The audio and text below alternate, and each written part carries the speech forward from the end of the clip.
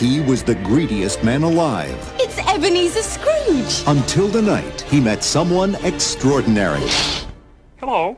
The Muppet Christmas Carol. So, on December 23rd, 2018, Reddit user FullForce098 made a post in r/movies titled, "The Muppets should go back to adaptations like Christmas Carol and Treasure Island with human main characters and a Muppet supporting cast. Lean on the Muppets as actors trope. It could reinvigorate the franchise." This post blew up at the time, and 5 years on, it's still relevant. Article after article online posts different books that the Muppets could adapt, many including the characters which would stay human. There is a clear love for these movies, and while this video is primarily about the Muppet Christmas Carol, let's not forget Muppet Treasure Island, which might even be better than Christmas Carol? Don't at me though, debate about it in the comments. The point is, 31 years after its original release, the Muppet Christmas Carol lives on. For many, it is the must-watch Christmas movie. The cultural relevance of this movie lives on in many ways, especially across YouTube. In Frame Out has a video about why the Muppets' take on the Christmas Carol is such a perfect adaptation. Abby Cox tells us of the costumes' historical accuracy, deeming them Oscar-worthy, and Entertain the Elk has a video on why you've probably seen two different versions of this movie. With so much having already been said about this movie, what more is there to say? Well, I believe a worthy question would be, if we wanted to write an adaptation, what should we take away from the Muppet Christmas Carol? Is there a way for us to make our adaptations as timeless and impactful as this holiday favorite? With millennia of storytelling at our backs, we have near endless inspiration to draw on. Tara Jacobson from Marketing Artfully even compiled a huge list of public domain stories you can base your art off of. Whether you want to write a sci-fi retelling of Robin Hood or The Great Gatsby as a high school teen drama, you have all the inspiration in the world at your fingertips. Similarly, sometimes we have a lot of feelings about a work of art, and the best way to express those feelings is to adapt it, or create another work responding to or inspired by the original piece. For me, adaptations are a great way to combat writer's block. When I find myself stuck on current projects, I take a break, look to works of the past, and think about how I might adapt these stories. After getting the creative wheels turned into a different creative pursuit, I usually have the perspective needed to go back to my original project and pick it up from there. Moreover, why does the Muppet Christmas Carol work so well as an adaptation? In Oxford University Press's academic journal of film and television, Screen, John Ellis writes, "The adaptation trades upon the memory of the novel, a memory that can derive from actual reading, or, as is more likely with a classic of literature, a generally circulated cultural memory. The adaptation consumes this memory, aiming to efface it with the presence of its own images." So what is the memory circulated by the Muppet Christmas Carol? For many people in my generation and adjacent generations, this movie is the first way we experienced Charles Dickens' story, so it can't be the memory of the book itself, at least not for everyone. In that case, off of what memory is the Muppet adaptation playing? Before we explore these questions, let's first understand what an adaptation is and the types of adaptations we can write. Most definitions of adaptation refer specifically to on-screen works that were based on written works. The Oxford Reference defines adaptation as the process of making a work of art upon the basis of elements provided by an earlier work in a different, usually literary medium. So that's a more generalized definition. However, reading on, the reference particularly refers to works that transcend their original medium. Merriam-Webster gives perhaps the most all-encompassing definition by writing, "a composition rewritten into a new form." Still, the word adaptation is confined by the demotic meaning it's taken on since the invention of film. As such, I'll be using other terms somewhat interchangeably with adaptation, such as retelling, which has a pretty uniform definition across all sources, or a term that's become more popular as of late, restorying, which Beyond Human Stories defines as the process of reconstructing new meaning from old narratives. In the book Narrative Retellings, Stylistic Approaches, author and lecturer Jeremy Scott breaks down the three different types of restorying: recycling, recontextualizing, and reinterpretation. Recycling is interpreted as a transformation by a writer of a mixture of source materials. Scott uses Tolkien's Lord of the Rings trilogy and The Hobbit as an example, with Tolkien borrowing from and expounding upon influences such as Beowulf, Gawain and the Green Knight, English folktales, Arthurian romance, the Norse Eddic sagas, Germanic fairy tales, and the Kalevala, the national epic of Finland. The second type of restorying, recontextualizing, is defined as a conscious and deliberate relocation of the original pretext to a new context, involving fundamental changes in mediation, discourse, and thus story world. A fun example of recontextualization would be the film O Brother, Where Art Thou?, which is a retelling of the Odyssey set in 1930s Mississippi. A literary example would be Hagseed by Margaret Atwood, a modern-day interpretation of Shakespeare's The Tempest. As for reinterpretations, Scott explains, here the act of restorying involves a single pretext. The order, structure, and progression of that pretext's narrative remain unchanged. Indeed, fidelity to the pretext is deemed essential. But there are concrete changes in style/linguistic choice to render the original accessible to a different audience. He goes on to say that while the plot remains the same, the pretext's discourse is transmuted. For those of you playing at home, you'll recognize that the Muppet Christmas Carol is a textbook case of reinterpretation.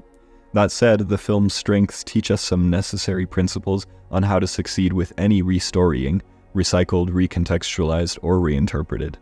There are three main takeaways from the Muppets' restoryings that we can apply to our own: a new offering, tonal balance, and a search for meaning. A new offering.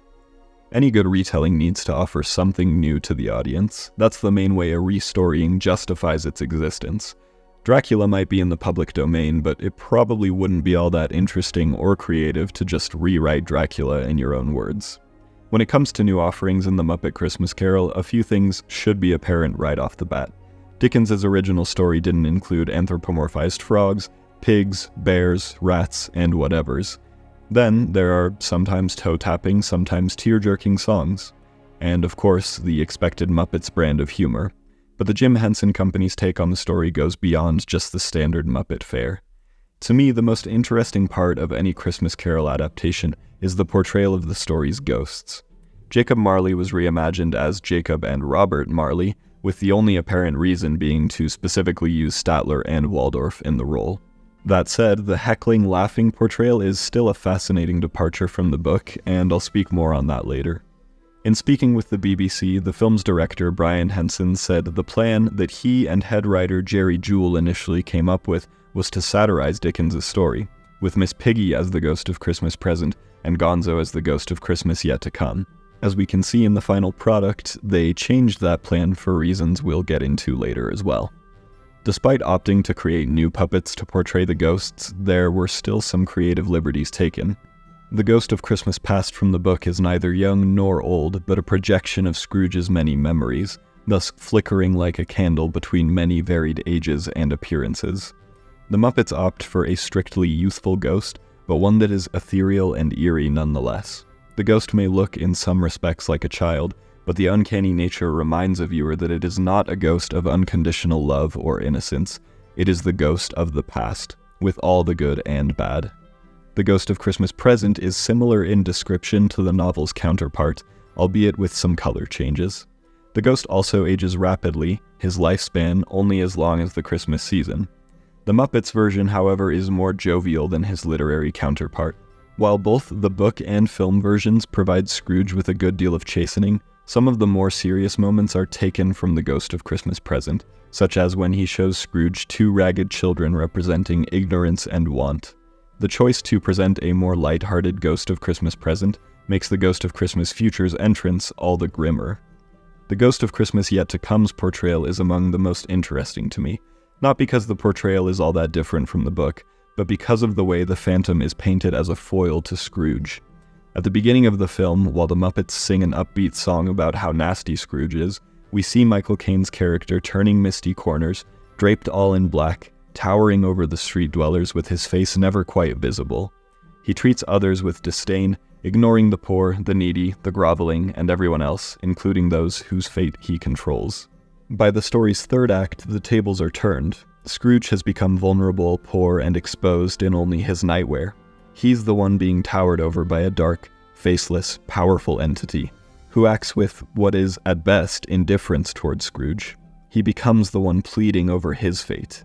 Once his journey is over, his wardrobe receives a splash of color as a direct result of his kindness, an outward symbol of his newly painted heart. As you can see, both of the Muppet spins and the more serious adaptational choices create a restorying that justifies its existence. The film creates a viewing experience unlike any other. And speaking of all these new additions to the original work, let's discuss tonal balance. The Muppet Christmas Carol, as previously stated, is a prime example of reinterpretation. Just as Scott explains, fidelity to its source material is essential. The Muppet reinterpretation is so faithful to the original text that it includes quotes from the narrator of the story, which is something few interpretations can do in the first place. As English literature professor Robert L. Patton told the BBC, the film really makes an effort to use Dickens's language. It's very rare that much of Dickens is quoted.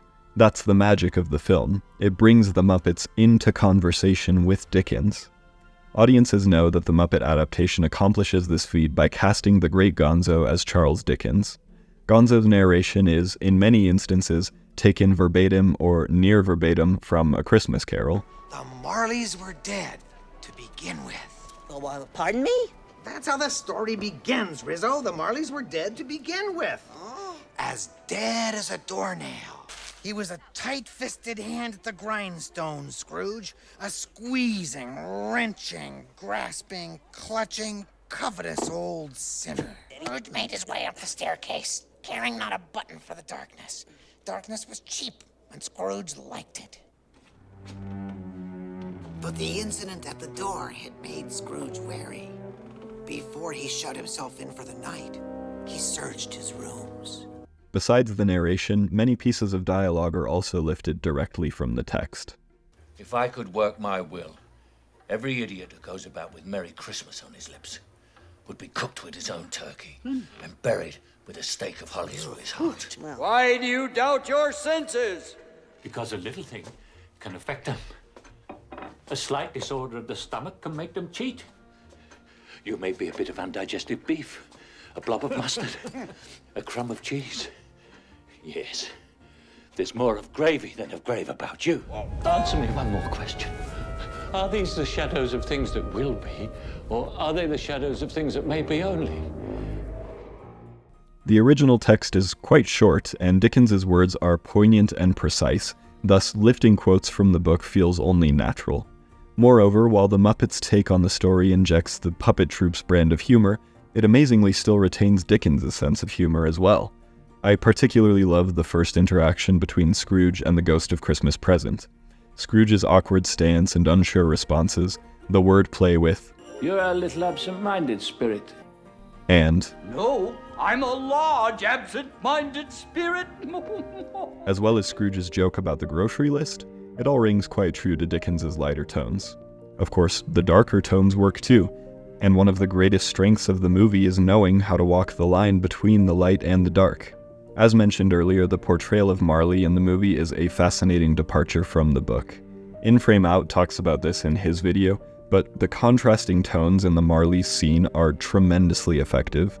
The laughing and heckling of Statler and Waldorf, followed by the dragging to hell, is a perfect prelude to the journey Scrooge is about to take. When things become too grim, the narrators, Gonzo and Rizzo, explicitly tell the audience, hey, things are not going to stay goofy from here on out. They are about to get very serious, so we'll see you later. Brian Henson summarized this truth to the BBC as he explained his directorial process. I was able to bring the darkness that I had been working in and mix it with the comedy. That's the whole film. It's Dickens and Henson. Scrooge is the leader of Dickens. Kermit the Frog as Bob Cratchit is the leader of Henson. The two contrasts crash into each other. They're not particularly comfortable cohabitants. That's why it's so exciting. The film's ability to balance its new elements with the strengths of the original work is honestly quite masterful. And speaking of the strengths of the original work, let's get into our final point, a search for meaning. All stories have a point. Duh. When it comes to adapting an old story into something new, the author doing the adapting has a choice to make. They can either agree with the message of the original work or subvert it. The Muppet Christmas Carol is all too genuine in its presentation, even despite the Muppet elements. It's clear the film agrees with what Dickens set out to say initially. When Scrooge is on his knees pleading with the ghost of Christmas yet to come, saying he'll honor Christmas, he doesn't just mean the Christmas season. Rather, just as the Ghost of Christmas Present taught him, wherever you find love, it feels like Christmas. And the season of the Spirit, the message, if we hear it, is make it last all year.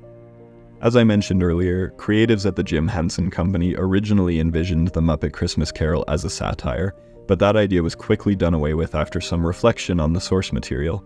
As Brian Henson told the BBC, the original was too good a story to make fun of. Part of the reason the Muppet Christmas Carol feels so timeless is because of the timelessness of the original work. Its message permeates across all times, peoples, and nations, to do good to our fellow man. This is the cultural memory circulated by the film that Ellis was talking about, the desire within all of us to be a good person, to find love and spread it. And on that point, perhaps it would be worth our time to ask why adaptations are so important in the first place. Why do we keep attempting restoryings? As Marina Lambrou wrote in the introduction to narrative retellings, throughout our lifetime, individuals experience numerous personal experiences that culminate to express our sense of self, who we are, and how we got that way. These life stories are continuously being made and evolve as individuals navigate their way through a constantly revised life story, composed of numerous smaller episodes of stories documenting events in an individual's life. It might seem like an obvious answer, but Lambrou is right. Adaptations are a representation of how our life story continues evolving. The Muppet Christmas Carol shows certain evolutions of our time and humanity since the time of Charles Dickens. Considering how faithful the film is to its source material, we come to understand how necessary Dickens's message is to humanity today. And it was always said of Scrooge that he knew how to keep Christmas well.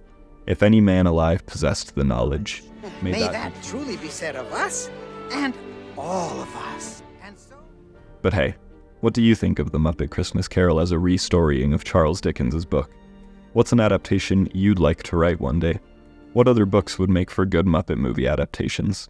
What did you think of this video essay? Please tell me everything, and keep in mind, ultimately, this is a rough draft.